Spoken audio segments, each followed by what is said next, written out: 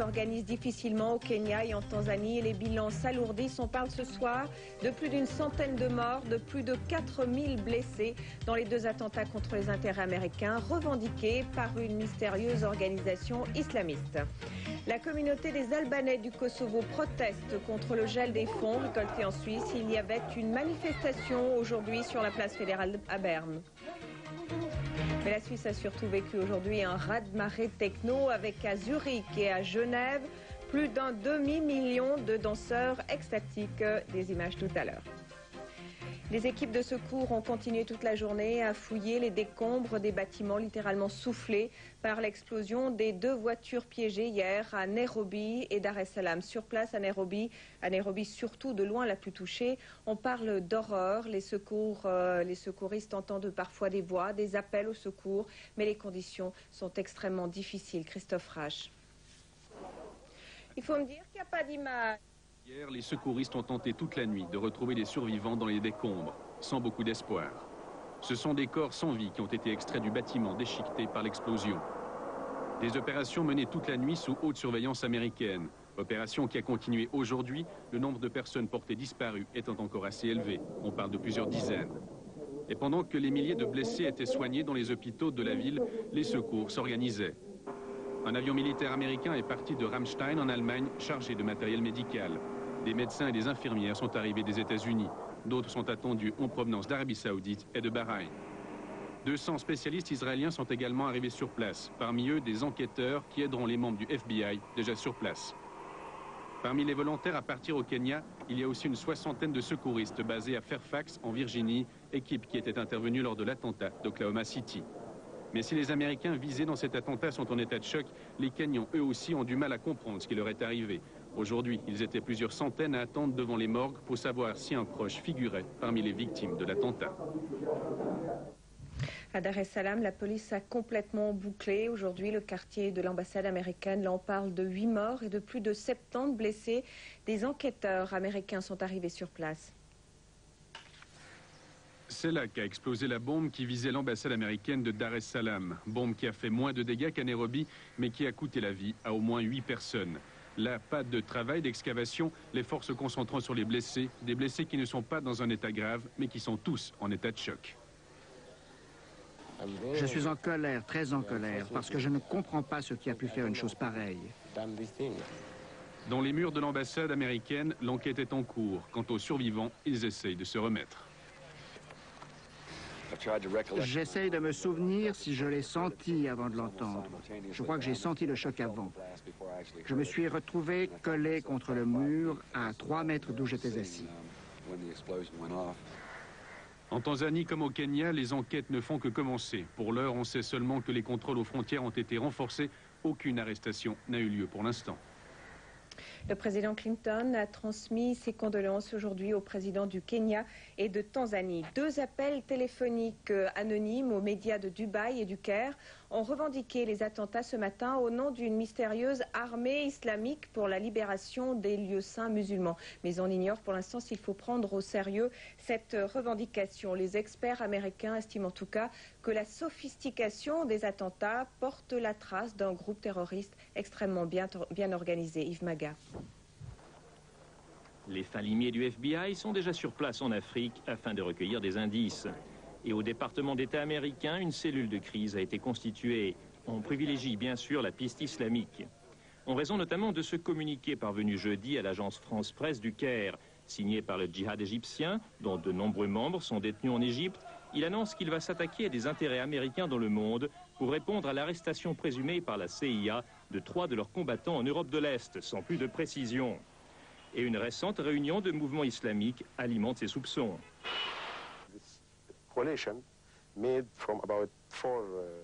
Cette coalition s'est constituée il y a environ 4 mois, avec des mouvements de Jordanie, du Liban, de Palestine, d'Égypte et d'Arabie Saoudite.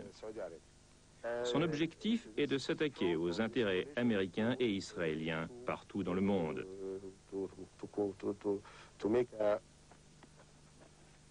Tout de suite, les doigts sont pointés vers le mystérieux Osama Bin Laden. Fils d'une richissime famille saoudienne, il vit maintenant en Afghanistan après avoir séjourné longtemps au Soudan.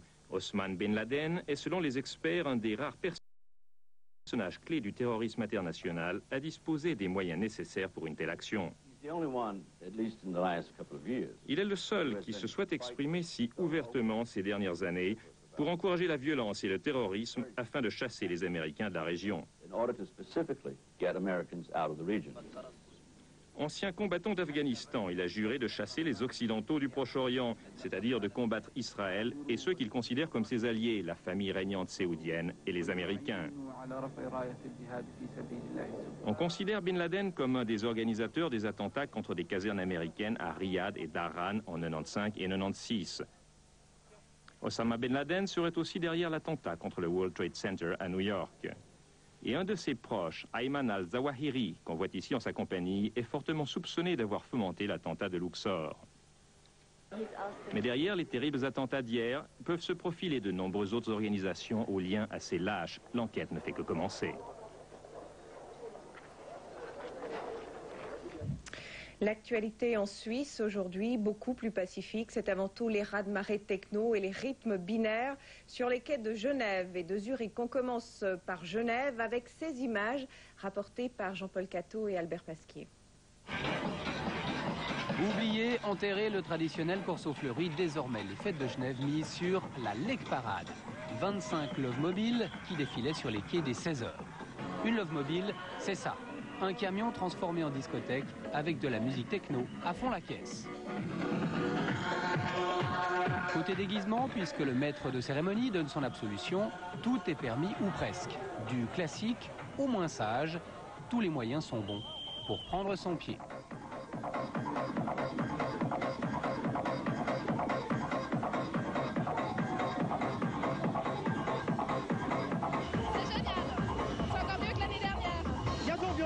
Comme vous pouvez l'entendre, ça bouge. Et puis il y a aussi ceux qui ont atterri là un peu par hasard, mais qui s'adaptent avec le sourire. Bailar flamenco, bailar cha-cha-cha-cha. Gracias. Qui l'eût cru? Avec le sport, la techno est maintenant capable de rassembler petits et grands par milliers.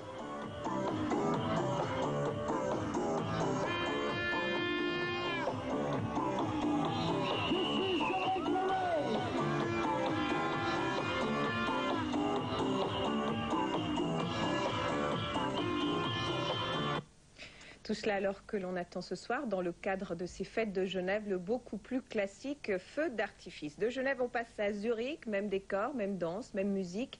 Du Lake, on passe à la Street Parade. Et à Zurich, il y avait aujourd'hui près d'un demi-million de danseurs et même des charters venus exprès de Russie. Nathalie aime désormais la rêve. Anne-Marc Valder. Ils sont jeunes, ils sont venus des 4 coins de Suisse et d'Europe. Il est 11h du matin, la déferlante techno s'abat sur Zurich.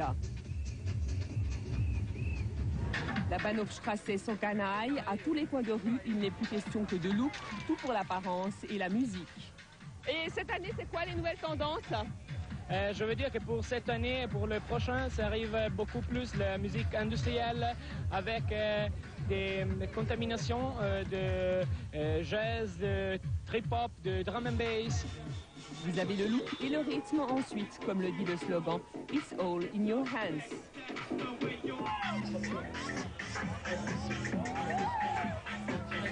C'est le paradis qui nous appartient.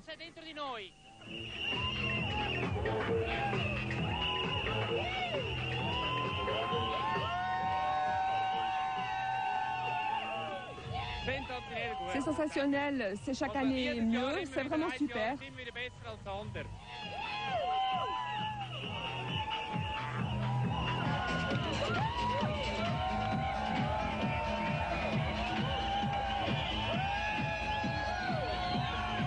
Pas de doute, 7 ans après ses débuts, la Street Parade est devenue une véritable institution de l'été culturel zurichois, avec un succès indiscutable, celui de mêler jeunes et moins jeunes, simples curieux ou amateurs de techno, l'espace de quelques heures, de leur faire oublier toute barrière culturelle.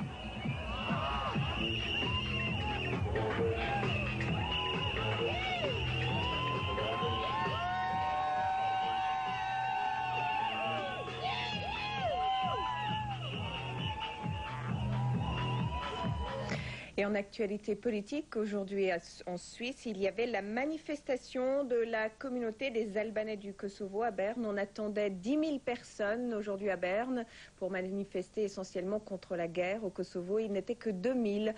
Les orateurs ont surtout protesté contre le gel des comptes en Suisse. Sonia Matter-Ruffner. 1000 Albanais du Kosovo se sont réunis cet après-midi à Berne.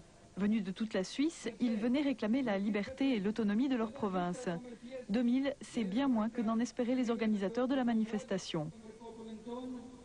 C'est certainement aussi un signe de division qui existe à la communauté albanaise. Et même si toutes les organisations albanaises de Suisse ont fait appel pour cette manifestation d'aujourd'hui, et il y a aussi une certaine lassitude. Il y a beaucoup d'Albanais qui disent manifester, ça ne sert à plus rien. Il faut tout faire pour soutenir la lutte armée en Kosovo. Et je ne connais pas un Albanais en Suisse qui s'oppose aujourd'hui à la lutte armée en Kosovo. Et rappelons, ce sont des gens qui pendant des dizaines d'années ont mené une lutte pacifique là-bas. Les Kosovars venus sur la place fédérale ont exprimé leur inquiétude face aux massacres perpétrés dans leur pays et face au silence de la communauté internationale. Autre cheval de bataille de la communauté albanaise suisse, le gel des avoirs kosovars par le ministère public de la Confédération. Un pays neutre comme la Suisse, elle bloque les fonds humanitaires. Avec ces fonds-là, on nourrit nos parents, nos femmes, nos enfants. En mars dernier, ils étaient 22 000 à manifester à Berne. Aujourd'hui, ils étaient 20 000 de moins. Ces Kosovars ont peut-être perdu l'espoir en la démocratie.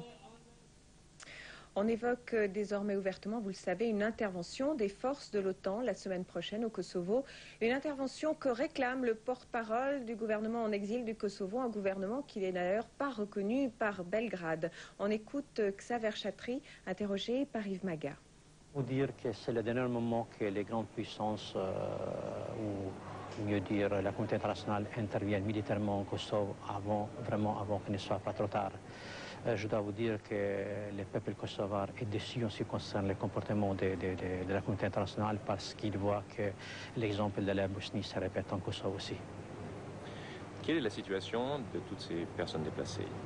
Moi, je peux vous dire que au moins 300 000 personnes se trouvent actuellement dans des conditions épouvantables, sans nourriture, sans aucune aide médicale, etc., etc. D'ailleurs, toute la Kosovo se trouve sur une blocus, pas seulement militaire, mais économique de la part de la Serbie, parce que tous les accès d'entrée et de sortie de la Kosovo sont actuellement contrôlés strictement par les Serbes et aucun camion avec une aide humanitaire ou des commerçants kosovars ne peut pas entrer en Kosovo. Et je pense que la seule possibilité de résoudre la question de la Kosovo, c'est que la Kosovo soit soumise à un protectorat de la communauté internationale, que dans une délai d'une année ou de 2 ans soit organisé un référendum dans lequel le peuple kosovar va jouir de droit à l'autodétermination. Aujourd'hui, la diplomatie russe a fait savoir qu'elle s'opposerait à toute ingérence militaire extérieure au Kosovo. Et sur le terrain, les forces serbes ont repris leur offensive aujourd'hui dans la Drenica. Jeanne Levis. Sous la pression inexorable de l'artillerie et des troupes serbes, les séparatistes de l'UCK perdent leur position l'une après l'autre. Désormais, tous les villages de la Drenica auraient été pris, sauf dans une étroite bande du nord-est. Ici, à Dobrousa, comme ailleurs, après le départ des habitants, les maisons sont pillées et incendiées. Il pourrait s'agir de dérapages de policiers outrepassant leurs prérogatives. Il s'agit plus vraisemblablement d'une politique délibérée de la terre brûlée. Dans ce village situé non loin du réduit séparatiste de Junik, les forces serbes ont découvert des villas qui servaient l'une de base militaire, l'autre d'hôpital aux combattants de l'UCK. Pour arrêter la guerre, faudra-t-il que l'OTAN s'en mêle? Au nom du groupe de contact sur l'ex-Yougoslavie, l'ambassadeur de Grande-Bretagne a encore essayé de convaincre les deux parties de négocier.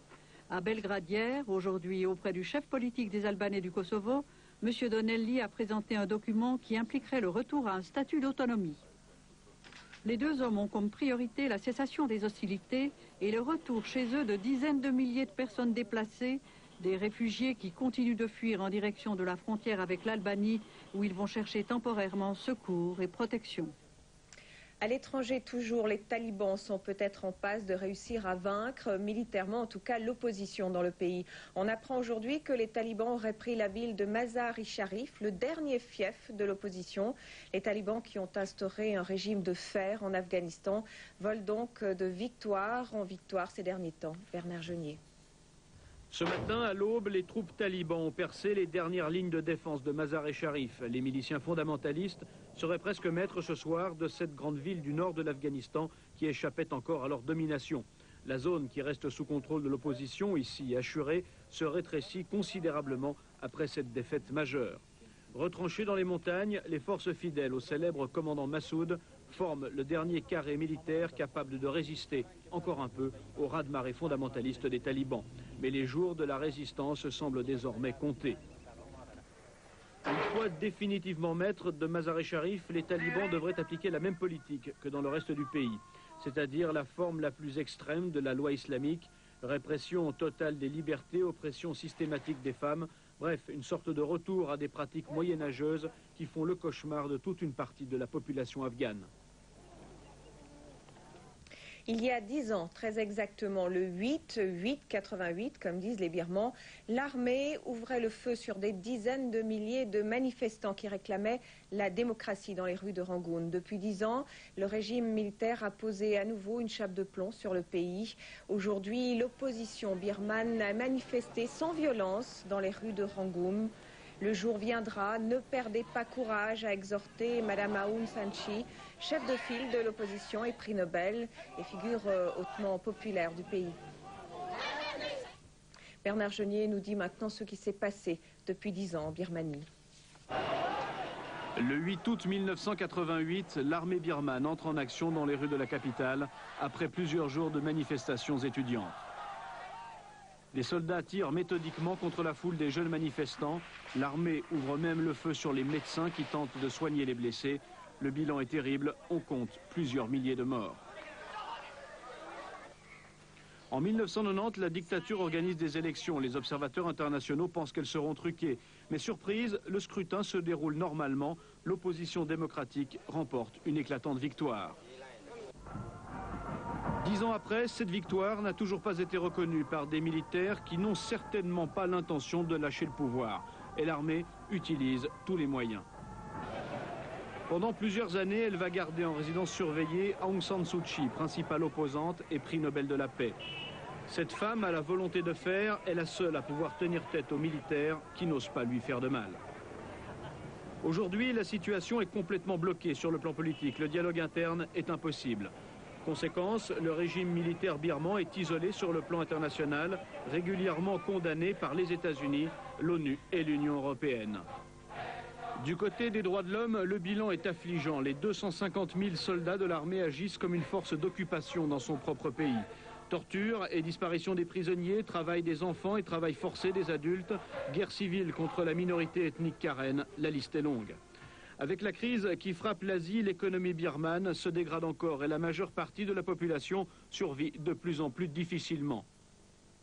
Seule poche de développement, les grandes villes, Rangoon ou Mandalay, où quelques affaires sont en cours comme l'import-export, le tourisme ou l'immobilier. L'immobilier dont une grande partie est financée par l'argent de la drogue, la Birmanie reste en effet un des principaux producteurs d'héroïne du monde.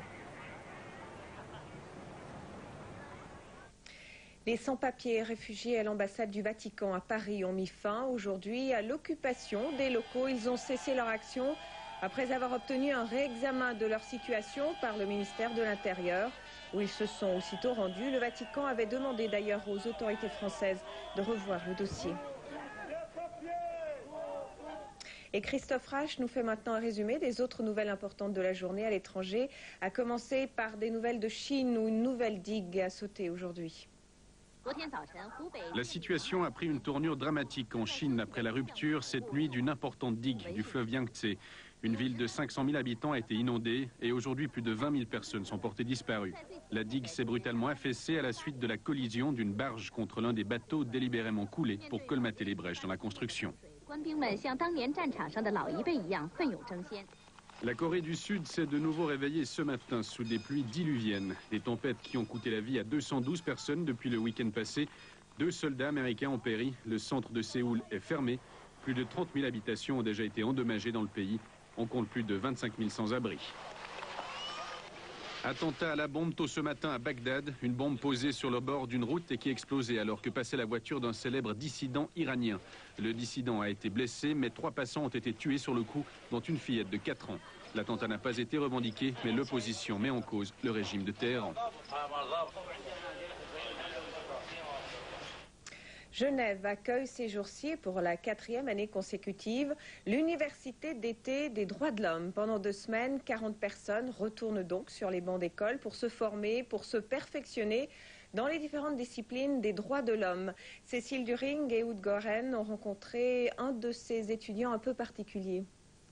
Alfred Lukanda est juriste de formation. Originaire de la République démocratique du Congo, il a pu bénéficier d'une bourse des Nations Unies pour venir suivre des cours à l'Université d'été des droits de l'homme. Les droits de l'homme, en fait, il connaît déjà. Dans son pays, il est très actif au sein de l'AZADO, l'Association zaïroise des droits de l'homme. Alors pourquoi venir jusqu'à Genève? L'Université d'été nous aide à 2 niveaux. Dans un premier niveau, c'est la formation. Dans un deuxième niveau, c'est que l'OIDL, qui organise l'Université d'été, a le statut consultatif auprès des Nations Unies. Alors, ce qui fait que les violations des droits de l'homme que nous dénonçons dans notre pays peuvent être dénoncées par relais, donc en passant par l'OIDL qui peut faire entendre cela auprès de la sous-commission des Nations Unies pour les droits de l'homme ou encore tout simplement auprès de la commission pour que les droits fondamentaux puissent être sauvegardés, garantis et protégés dans notre pays. L'Université d'été donne donc des outils pratiques aux participants pour qu'une fois de retour dans leur pays, ils soient plus aptes à affronter leur gouvernement, par exemple celui de Kabila. Notre marge de manœuvre est sinon nulle, en tout cas limitée. Limitée puisque le pouvoir en place n'a pas fait vœu de respect des droits de l'homme. Donc les droits de l'homme sont bafoués, aussi bien sous l'ancien régime que sous le régime actuel. Par exemple, il y a interdiction des partis politiques, ce n'existait pas avant. La chasse aux sorcières, donc aux militants des droits de l'homme, ce sont des choses peut-être qui n'existaient pas à l'époque. Justement, vous dites chasse aux sorcières, est-ce que vous vous craignez pour votre vie? Je crains fort, mais madame, il y a un choix dans la vie et il faut savoir s'engager pour une cause noble. Dans 1 semaine en tout cas, Alfred Lukanda sera de retour au Congo avec dans ses bagages un tout petit peu plus d'espoir qu'un jour les choses changent. L'aérostier Steve Fossett s'approche de l'océan Atlantique au terme de sa première nuit de vol à bord de la nacelle de Solo Spirit. Steve Fossett est parti hier soir pour le grand défi du Tour du monde en ballon sans escale. Il a décollé de Mendoza au pied de la Cordillère des Andes en Argentine. C'est la 4e tentative du courtier en bourse multimillionnaire que l'on va voir dans un instant s'élever du stade de football de Mendoza. Steve Fossett compte parcourir le Tour du monde en 20 jours. En partant d'Argentine, en passant par l'Afrique du Sud, l'Australie, l'océan Pacifique et retour en Amérique du Sud.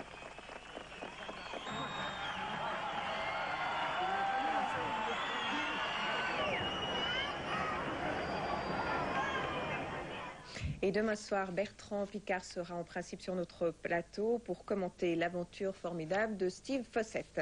Bertrand Piccard était aujourd'hui, comme tous les passionnés d'aviation, à Altenheim, au bord du lac de Constance, au show aérien international. Aujourd'hui, on a pu voir notamment tous les plus beaux objets volants, un 747, des hélicoptères de l'armée de l'air autrichienne, des FA-18 bien sûr, de l'armée suisse, et un nouveau Zeppelin que vous allez voir dans un instant, un Zeppelin basé en Allemagne et qui a effectué son premier vol à l'étranger. Le voilà.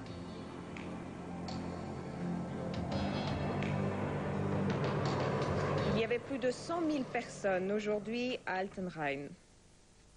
Et parlons un peu de notre passé, tout d'abord de notre passé lacustre. Vous vous souvenez probablement de cette barque gallo-romaine, retrouvée l'an passé au large de Beauvais à Neuchâtel et reconstituée par des archéologues et des forgerons aussi en essayant de comprendre et de respecter exactement les techniques utilisées il y a 2000 ans.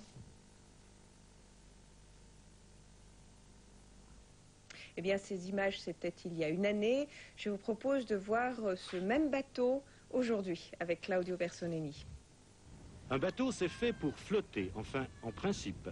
La réplique de la barque gallo-romaine du parc archéologique d'Autrive a, elle, pris une option quelque peu sous-marine depuis plusieurs semaines. Les planches se sont rétractées et un jour a eu lieu entre le fond et les flancs. L'eau s'y est engouffrée pour faire sombrer la réplique du chaland vieux de 2000 ans. Les collègues charitables diraient, mais enfin, pourquoi choisir un bateau qui a coulé? Donc nécessairement, la réplique va couler. Rien de grave cependant dans cette odyssée sous-marine, elle était même planifiée. Tous les propriétaires de bateaux en bois connaissent, on gauche le bateau, c'est-à-dire qu'on le met dans l'eau pour que les planches se gonflent et le bateau regagne son étanchéité. Le chaland sera renfloué ces prochaines semaines. Des essais de navigation avec une voile sont même prévus. Les archéologues s'attendent déjà à devoir prendre quelques bains forcés en cas de coup de joran. Vous pensez? Je pense que non seulement on mettra un gilet de sauvetage, mais on prendra préférentiellement l'été. Et beaucoup plus loin dans le temps, une équipe dirigée par un paléontologue suisse, Christian Meyer, est partie à la recherche du monde perdu et a trouvé en Bolivie, à 2800 mètres d'altitude, des empreintes de dinosaures uniques, dit-on. On parle même des plus importantes empreintes jamais découvertes. Jean-François Nicot.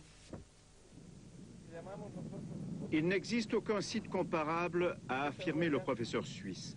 Pendant 2 mois, travaillant sur des indications de chercheurs boliviens, l'équipe a dégagé des empreintes sur une surface de 25 000 mètres carrés. Parmi les découvertes, des traces de pattes en parfait état de conservation, mesurant 1 mètre de long, et des ossements de dinosaures. La présence de fossiles de poissons, de crocodiles et de tortues sur le même terrain indique que la vallée était à l'époque recouverte d'eau. Christian Meyer craint que ces empreintes disparaissent dans les 20 ans à venir en raison de pluie et de vent, si des travaux ne sont organisés pour protéger ces vestiges contre l'érosion. Aussi a-t-il demandé aux autorités boliviennes de prendre des mesures nécessaires à leur conservation.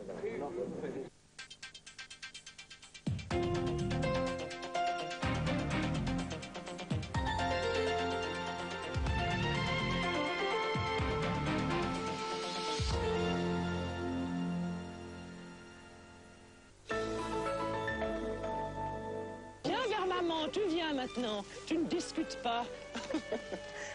On fait une guerre, hein, nous deux. Hoppé, hoppé. Accrochez vos mains à sa taille, cette chenille déraille gaillardement des sillages tracés.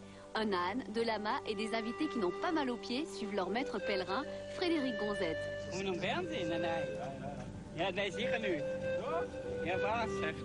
Rejoignez-les pour un bout de chemin radieux. Longues oreilles du lundi au vendredi sur TSR1. Tu vis ici, tu te pends. Hein.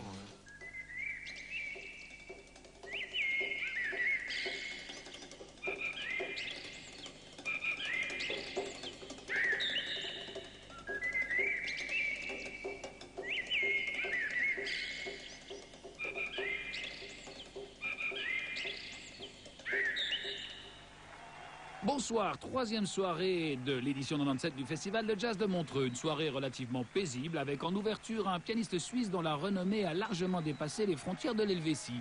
Thierry Lang, le premier artiste suisse à avoir été signé sur une marque de jazz aussi prestigieuse que Blue Note, en est à son 2e album et le 10 juillet, il a fait un triomphe avec un concert presque trop court dont nous ne pourrons vous faire écouter qu'une 30aine de minutes. Ce sera ensuite le tour des Jazz Crew. Il fait une vigoureuse